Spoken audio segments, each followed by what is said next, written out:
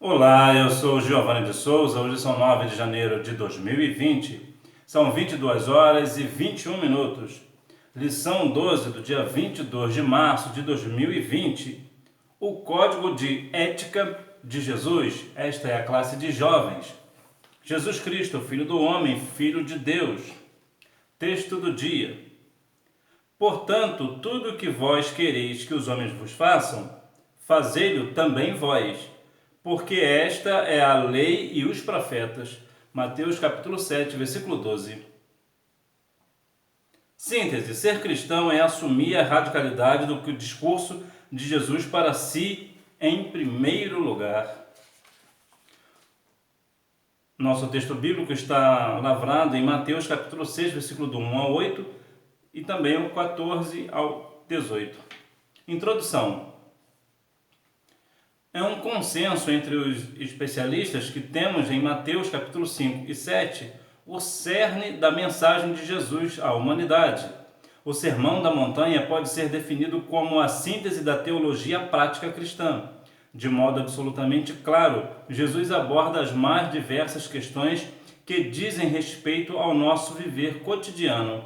Felicidade, testemunho cristão, disciplinas espirituais, relação, graça e lei são algumas das temáticas discutidas pelo mestre nessas espetaculares linhas. Então nós vemos que Mateus capítulo 5 vai falar sobre as bem-aventuranças.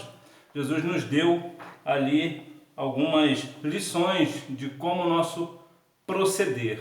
Como é o código de ética de Jesus que eu estarei falando agora, e você certamente estará estudando na sua casa, o Código de Ética de Jesus. Em suma, podemos e devemos falar como disse o apóstolo Paulo em 1 Coríntios, capítulo 11, versículo 1.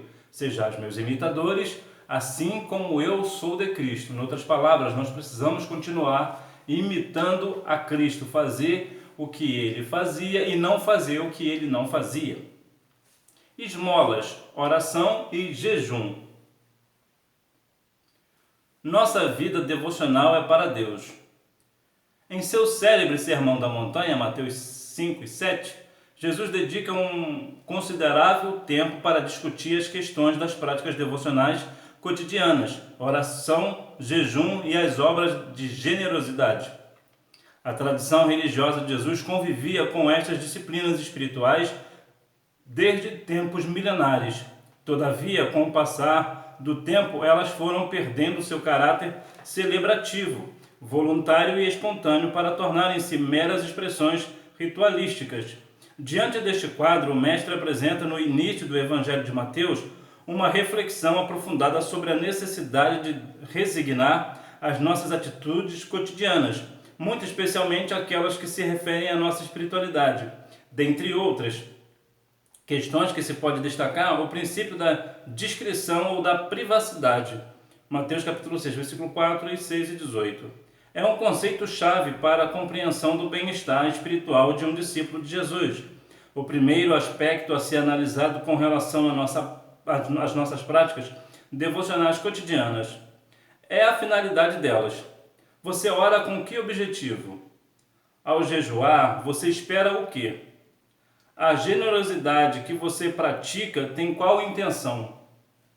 A resposta das três perguntas precisa ser exclusivamente única: a glória de Deus. 1 Coríntios capítulo 10, versículos 31, 1 Pedro capítulo 4, versículo 11. Toda prática devocional que não atinja esse objetivo é em vão. Por isso, em vários momentos das Escrituras, especialmente no Antigo Testamento, o Senhor repreendeu o povo em virtude da mecanização e da despessoalização das práticas devocionais. Isaías capítulo 1, versículo 13 ao 17, Malaquias 2, 17. Orações, sacrifícios e generosidade não devem ser praticadas como se fossem moeda de troca. Isto é, instrumentos ou argumentos para negociar com Deus bênçãos, perdões e milagres. Nossa oração não tem por objetivo modificar nada no coração de Deus. Pelo contrário, oramos para que haja em nós sensibilidade e maturidade suficiente para ouvirmos a voz do Criador. Salmo 143, 8. Nosso jejum não é combustível para nenhum tipo de batalha espiritual, e sim uma prática devocional com a finalidade de lembrarmos-nos como somos frágeis e efêmeros. Nossa generosidade não pode ser instrumento de vanglória, mas um ato de justiça para com os vulneráveis e para o louvor do Altíssimo. Provérbios capítulo 19, versículo 17. Se fizermos tudo para a glória de Deus, iremos bem. Colossenses capítulo 3, versículo 17. Pois bem, esmolas. No primeiro ponto, há de se considerar o seguinte: pessoas muitas das vezes, para parecer bem aos homens, dão esmolas e consequentemente registram essa esmola como um vídeo, foto, coisas assim, para colocar em rede social, ou mesmo dentro da igreja, vai falar na igreja, coisas assim, no templo, que eu quero dizer, ou na casa de um e na casa de outro, e começa a falar daquilo que ele fez, da esmola que ele deu. Ou seja, a recompensa dele será aqui na terra mesmo, não terá recompensa diante de Deus. Por quê? Porque o que ele está fazendo não está fazendo para a glória de Deus, e sim para a sua própria glória. No que diz tocante à oração, o cristão precisa viver em oração. 1 Tessalonicenses capítulo 5, versículo 17. Orai sem cessar. A Bíblia sempre nos falará a respeito da oração, que nós precisamos estar sempre em oração. E acerca do jejum, é interessante, talvez o texto, eu particularmente é o texto que eu gosto mais sobre jejum, fala sobre Isaías capítulo 58, que vai falar, em outras palavras, resumidamente, de que adianta você ou eu fazer jejum, mas continuar trabalhando, ou mesmo falando mal do nosso irmão, do nosso amigo, do nosso vizinho. O jejum tem que ser uma prática inteira, tanto no falar quanto no trabalhar. Nós não devemos trabalhar quando nós estivermos em jejum, num propósito de Deus, de glorificar a Deus com o nosso jejum, e também o básico, né? Não se alimentar. Pois bem, por quê? Porque no passado as pessoas faziam, só que de repente começou a ser mecânico, começou a ser ritualista, apenas para se apresentar ao homem, que eu sou uma pessoa religiosa, eu faço tal coisa e tal coisa, como se isso desse algum valor à salvação. Ou seja, queriam as palmas, os aplausos dos homens e não a Deus. Cuidado para não sermos enganados pela maldade de nosso próprio coração.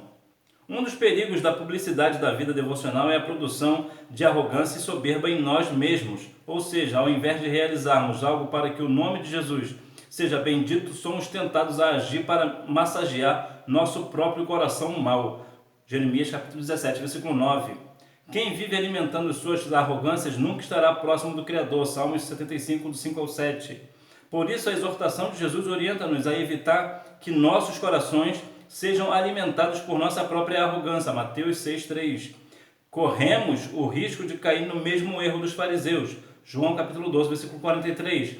Valorizar mais a glória humana do que a vontade de Deus. Nesse aspecto de querer a glória, a gente vai acabar enganando o nosso próprio coração.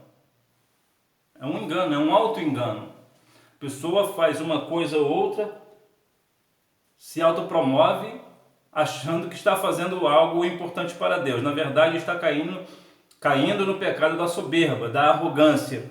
Então está longe, muito longe de Deus esse coração enganoso que é o nosso coração. Então nós precisamos fazer as coisas para a honra e a glória do nome do Senhor. Os riscos da espetacularização da fé. Um terceiro e último risco de estabelecer vivências espirituais como práticas públicas é aquilo que se pode definir como espetacularização da fé. Igrejas shoppings, pregadores coach, pseudo-milagres por meio de técnicas de manipulação de massas, etc.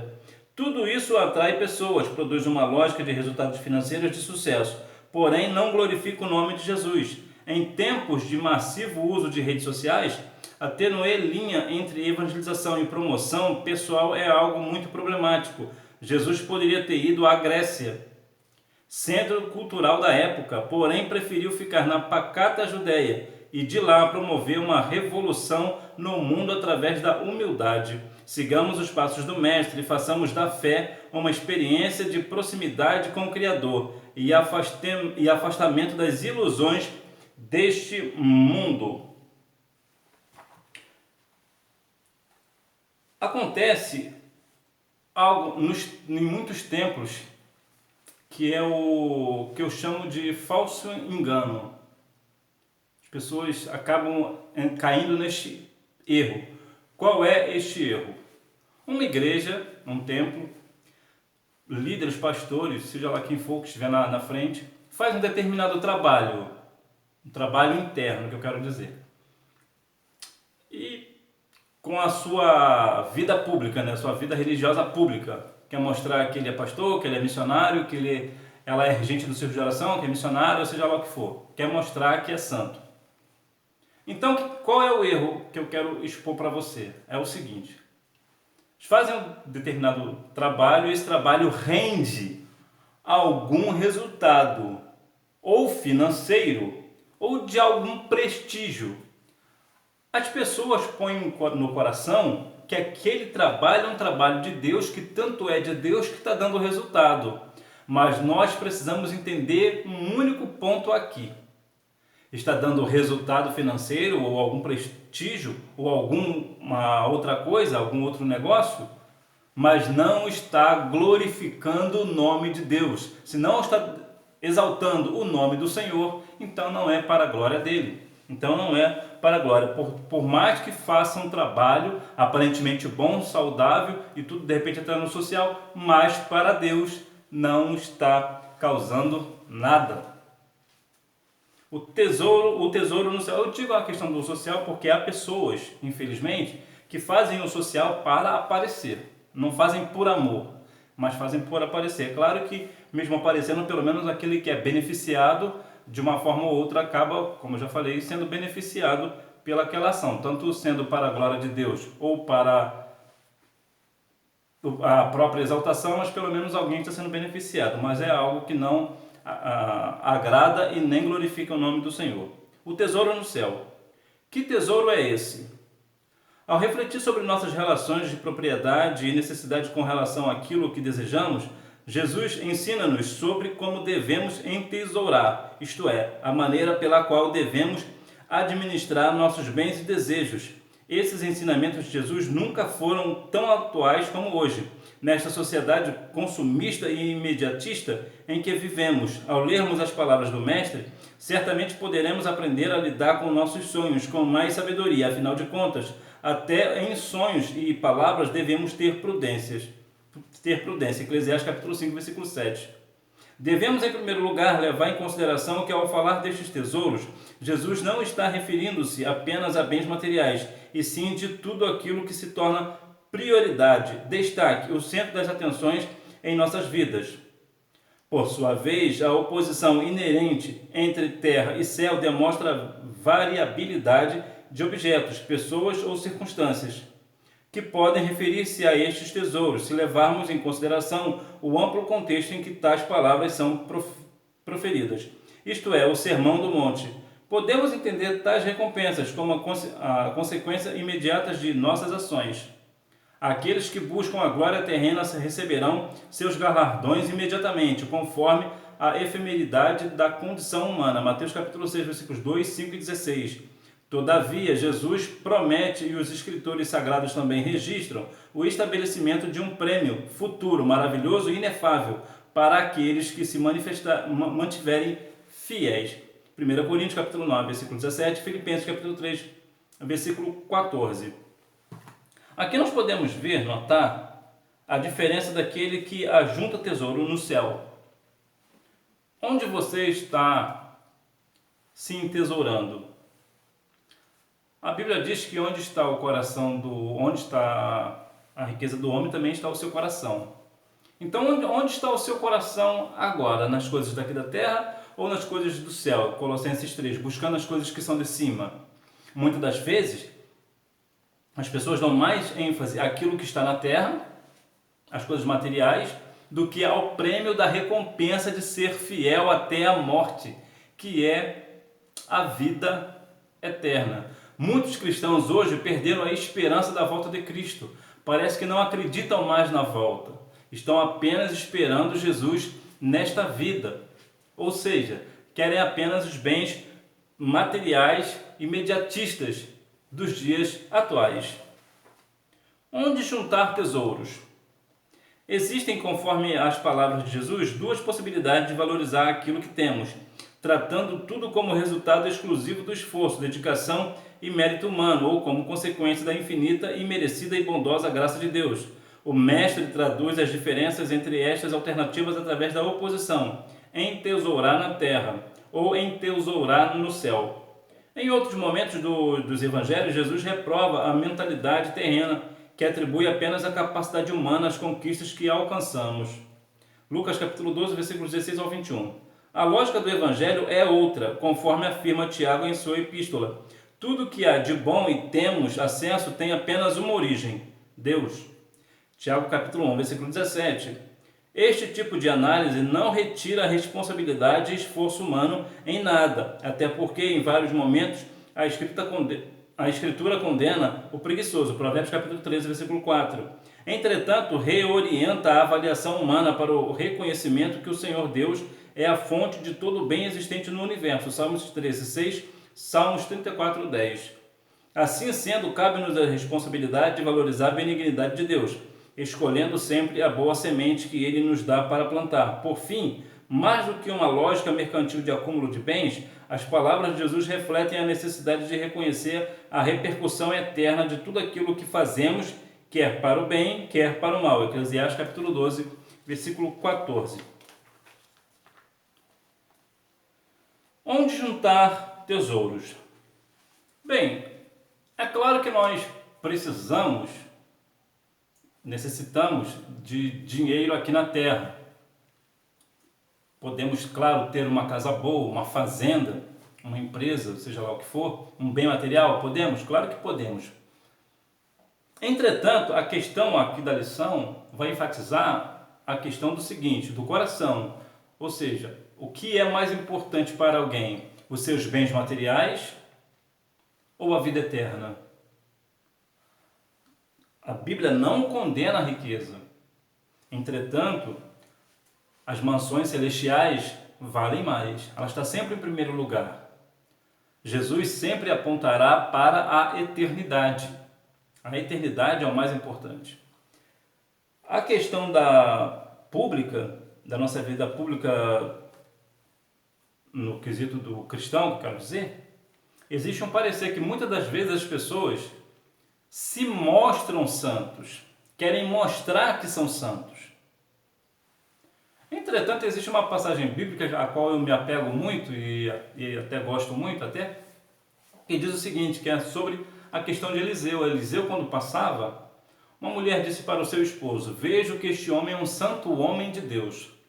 Nota que Eliseu não falou para aquela mulher que ele era santo. Por que não? Porque a santidade é como um perfume. Não precisa você dizer que está usando um perfume. As pessoas vão sentir. As pessoas perceberão o seu perfume. A santidade é justamente esse perfume para Deus. Quando nós somos santos, é um aroma que chega para Deus. Lembra de Sodoma e Gomorra? Por que Sodoma e Gomorra foi destruída por Deus? Justamente por não haver santidade. Estava cheirando mal as narinas do Senhor. Então, a santidade atrai a presença do Senhor. Então, nessa questão aqui, muitas pessoas se colocam como santos para se apresentar ao homem. Mas, na verdade, como está a vida deste homem ou desta mulher que se mostra tão santo? Quando se vai se descobrir, muitas coisas que se fazia, não fazia com santidade. Então, apenas mostra para o homem que é santo. Podemos enganar o homem, a mulher, mas a Deus ninguém engana. E a Bíblia vai falar aqui, como eu li aqui na questão de Eclesiastes 12, 14, que de todas as coisas trará Deus a juízo. Então tudo será descoberto. Então nós precisamos viver sim uma vida de santidade. Hebreus capítulo 12, versículo 14 diz que seguir a paz com todo e a santificação, sem a qual ninguém verá o Senhor. A santidade, ela é algo para o cristão. O cristão precisa ser santo. O cristão, ele é sal e luz, então ele precisa ser santo, ele precisa ser diferente. Entretanto, se por alguma razão, alguma virtude, alguma situação da vida, você cometeu um pecado, pede perdão a Deus, porque Ele certamente te perdoará. Conclusão: as riquezas dos princípios ensinados por Jesus no Sermão da Montanha devem servir-nos de inspiração para tornarmos-nos pessoas melhores a cada dia. Há uma questão que eu preciso falar para você, que eu li lá no início, para resumir, é o seguinte: o que quereis que os homens vos façam, façai-vos primeiro. Se você quer ser tratado de alguma forma, trate as pessoas primeiro desta forma. Porque nós seremos perseguidos. De qualquer forma, você fazendo as coisas de Deus, você sempre será perseguido. Mesmo, você será perseguido. É uma questão bíblica, é bíblico. Entretanto, no quesito social, quando nós fazemos o que se deve fazer com coerência, dentro do respeito, dentro da educação, lembra lá no livro de Atos dos Apóstolos? A Bíblia fala que a igreja crescia e as pessoas, a comunidade em si, né, a sociedade, tinha os crentes como exemplo, caíam na graça. Por quê? Porque eles faziam tudo o que precisava ser feito da forma que tinha que fazer, com decência e ordem, diante da vontade de Deus e para a sociedade. Mas mesmo assim eram perseguidos, mas mesmo assim o nome do Senhor era glorificado. Hora da revisão. Pergunta: quais os dois princípios que Jesus relaciona às nossas disciplinas espirituais em Mateus 6? Resposta: propriedade do reino de Deus e justiça. Pergunta: o que são nossos tesouros segundo Jesus no Sermão da Montanha? Resposta: tudo aquilo que atribuímos relevância e prioridade em nossas vidas, sejam coisas, pessoas ou acontecimentos. Pergunta: as palavras de Jesus em Mateus 7 desautorizam-nos a qualquer tipo de julgamento? Justifique sua resposta. Não, ao contrário, conforme Jesus argumenta, nosso dever é garantir a aplicação do justo julgamento. Pergunta: qual a diferença entre entesourar na terra e entesourar no céu? Resposta: quem entesoura na terra atribui ao esforço humano a prioridade em todas as coisas que faz, já quem entesoura no céu reconhece que vem de Deus toda boa dádiva e todo dom perfeito. Pergunta: quais os 3 princípios que podemos extrair das palavras de Jesus sobre o julgamento dos outros em Mateus 7? Resposta: empatia no juízo, moralidade no julgamento e justiça para a promoção do bem. Então nós reconhecemos que tudo vem de Deus. Entretanto, nós temos responsabilidade no nosso trabalho. Nós precisamos trabalhar, ter as coisas com o suor do nosso rosto. Apesar que de todas as coisas, tudo vem de Deus, mas isso não quer dizer que nós teremos tudo, nós teremos uma vida próspera aqui na Terra. Claro, podemos ter, claro, com trabalho, esforço, podemos, sim, claro que podemos. Entretanto, nós precisamos entender que o nosso foco é o céu, as mansões celestiais. E que nós venhamos julgar com a reta justiça, saber julgar. É o que eu chamo de imparcialidade. A gente precisa falar as coisas que precisam ser ditas, precisa pôr na balança, colocar igual, tanto para um quanto para o outro. E quanto a nós, quando essa balança pesar para nós também precisamos ter a hombridade de pedir perdão a Deus e àquele a quem nós ofendemos. Precisamos ter e viver esta ética, esse código de ética de Jesus em nossas vidas, que nós venhamos ter sempre essa ética cristã em nossas vidas, porque assim o nome do Senhor será exaltado. Que Deus em Cristo continue te abençoando e que você tenha uma boa aula. Tchau!